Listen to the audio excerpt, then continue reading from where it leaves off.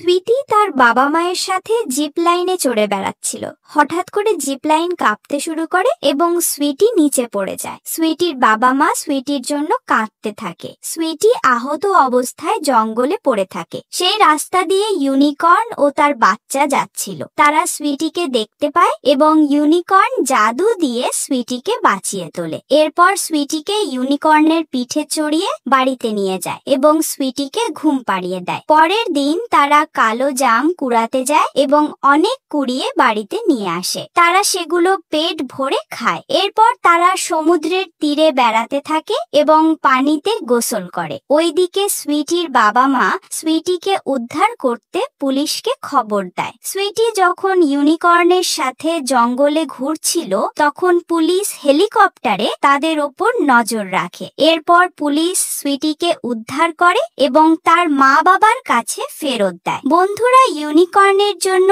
Like এবং subscribe তো করতেই পারে।